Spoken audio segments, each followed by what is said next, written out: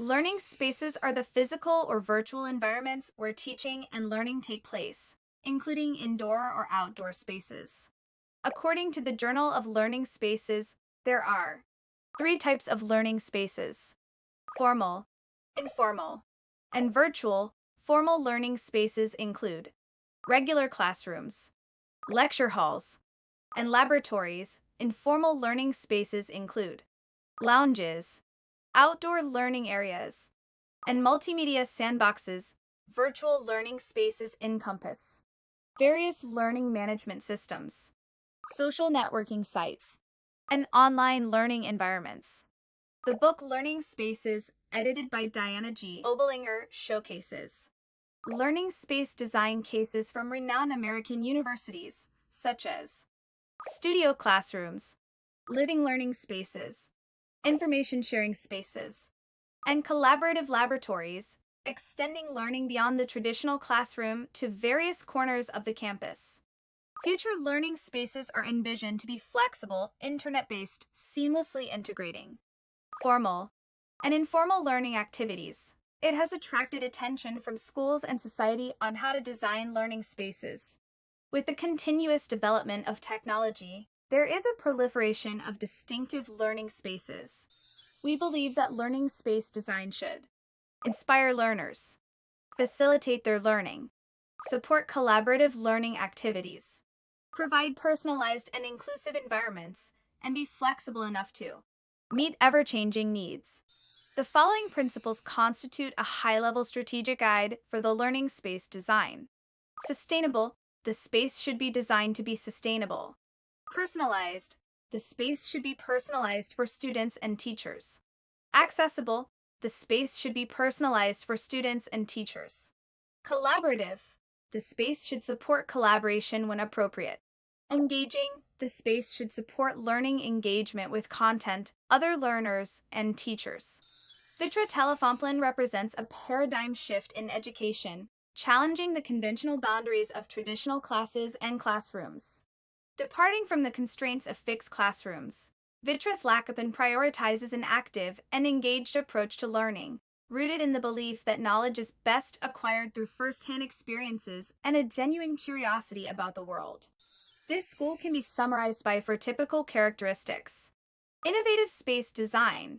Traditional classrooms are transformed into various open learning spaces, such as informal learning areas, leisure areas, exploration areas, and various functional zones. Lifelike learning environment.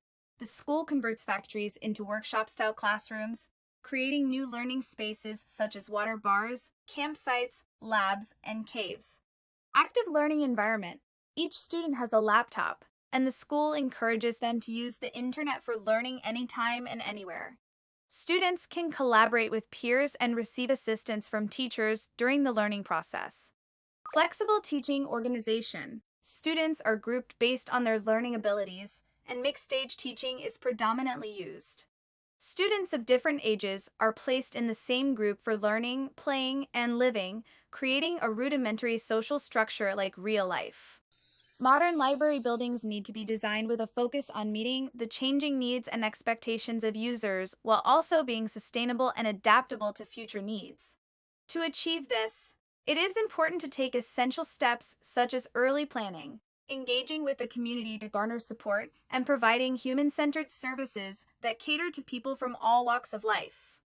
The design and implementation of the new Library Act. Chicago's Francis W. Parker School epitomizes this concept as they transformed their traditional space with its cubicles and stacks into one that fostered learning and communication. They constructed a flexible space with movable chairs, desks, and even bookshelves. Small rooms can be opened to allow for group projects, and the circulation desk, as well as the sides of the stacks, are writable with dry erase markers to encourage collaboration and sharing. Digital technologies offer additional pathways to learning and content acquisition. Instead of being an archive, libraries are becoming a learning commons. As education continues to evolve, there is a growing recognition of the need for schools to adapt to support new models of learning. One approach that has gained momentum in recent years is blended learning, which combines traditional classroom instruction with online resources and tools. The central feature of Ednovate's two-story campus fulfills to critical requirements. In the heart of the school along Vermont Avenue sidewalk, a double-height space will serve as the seniors' open studio and an amphitheater for their capstone project presentations. Flanked by the quad pods of the underclass students, the space exposes the work routines of seniors to their younger counterparts. Instead of surrounding the open studio, the four pods of the senior teachers border one side, where the instructors can supervise activities through clear glass walls. At the upper level of the central space, two continuous rows of built-in seats encircle the seniors' open studio, with a view of an area on the ground floor where a stage can be erected as needed for formal presentations. Daily, seniors and teachers can work at the built-in seats, facing a view of the city they are striving to improve.